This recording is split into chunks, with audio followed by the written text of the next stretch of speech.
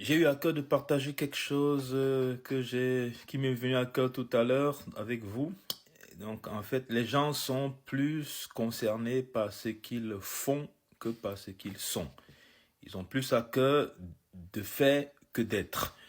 Et c'est quelque chose que nous voyons même dans le monde. Donc, si on prend le monde en général, on verra des personnes, vous entendrez des personnes dire moi j'ai eu telle opportunité, il y a telle chose qui s'est offert à moi, il y a telle chose qui était grandiose, qui était une opportunité, mais je ne l'ai pas fait ou bien j'ai décliné l'offre simplement parce que ça ne correspondait pas à mes valeurs.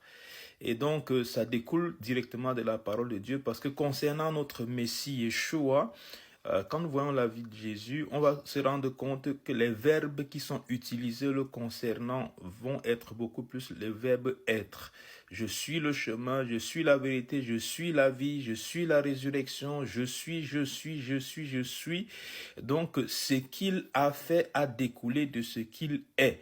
Donc ça, c'est très, très important parce que quand on sort ça de sa tête, on va voir, quand on sort ça de sa tête, on tombe dans beaucoup de pièges. Donc on verra simplement que la proportion, il a passé 30 ans à façonner ce qu'il est et 3 ans à accomplir, à faire. Donc on voit que la proportion de ce qu'il a été tellement plus grande que ce qu'il a fait. Et donc, et on va se rendre compte que malgré que ce qu'il ait fait ça en 3 ans, parce que 30 ans il a passé à façonner ce qu'il est, 3 ans il a fait, mais ce qu'il a fait est tellement grandiose que même jusqu'à aujourd'hui, on nous parle, on bénéficie de son œuvre, on bénéficie de son ministère. Et donc, c'est très très important parce que parfois, on se dit que le fait juste de faire des choses, de grandes choses, le fait juste de dire peut-être on a 500 églises, on a tellement de choses qu'on accomplit, on a tellement de conférences, on a tellement de choses qu'on fait, ou bien qu'on a tellement de miracles qui nous accompagnent, on voit des aveugles, des paralytiques, bref, tout ça, c'est pas mauvais, c'est une bonne chose, c'est même ce qui est recommandé, c'est ce que Dieu fait quand il accompagne sa parole. Mais ça ne doit jamais être au détriment de ce que tu es, parce que Dieu n'est pas ébloui, il n'est pas épaté. Quand tu fais tellement de miracles, il ne peut pas dire « Ah ouais, vraiment, je ne savais pas que tel paralytique pouvait marcher ou quoi que ce soit. » Parce que c'est lui qui fait. Non. Mais cependant, malgré le fait qu'il fait ça, donc il n'est pas ébloui par ces choses-là. Il est ébloui, enfin, entre guillemets, il est toujours intéressé par ce que tu es. Parce qu'il ne voudrait jamais que les choses que nous sommes appelés à faire puissent détruire ou bien amenuiser ou bien soit au détriment de ce que nous devons être. Ça, c'est très, très important. C'est très important parce que dans le monde, on aura beaucoup d'opportunités, il y aura beaucoup de choses, mais cependant, ce que tu fais doit être toujours relié à ce que tu es. Ce que tu es, tu ne dois jamais perdre de vue ce que tu es. Parce que si on est obsédé, si on est obnubilé simplement par ce que nous devons faire, c'est qu'on est une bonne proie pour le diable. On est une bonne proie pour le diable parce que ce que tu es, il est capable de te donner tout ce que tu veux. Parce que les autres choses, il peut le faire. Il peut guérir un malade, il peut ressusciter un mort, il peut faire ces choses-là. Mais la seule chose qu'il ne peut pas faire, il ne peut pas prendre un cœur méchant pour le transformer en un cœur bon.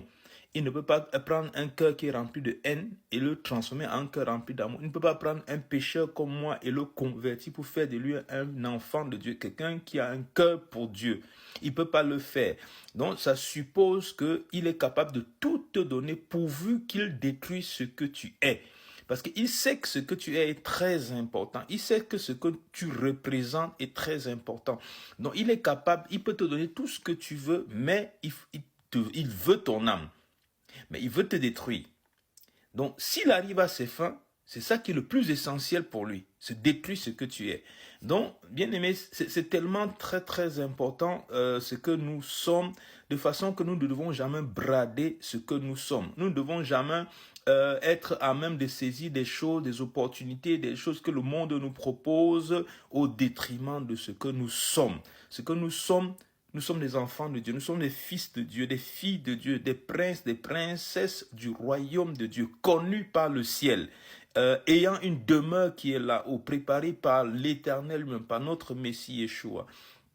Donc, ce que nous sommes est tellement important, bien-aimé. C'est tellement important ce que tu es. Ne brade jamais ce que tu es. Nous sommes appelés à faire des grandes choses. Oui, Dieu veut qu'on fasse des grandes choses. Je suis appelé à faire des grandes choses. Je ferai des grandes choses par la grâce de Dieu. Mais cependant, ça ne doit jamais détruire ce que tu es. Ça ne doit jamais être au détriment de ce que tu es. Parce que ce que tu fais doit découler de ce que tu es.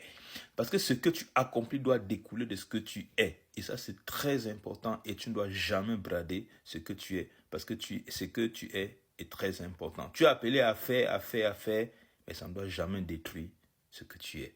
Que Dieu te bénisse.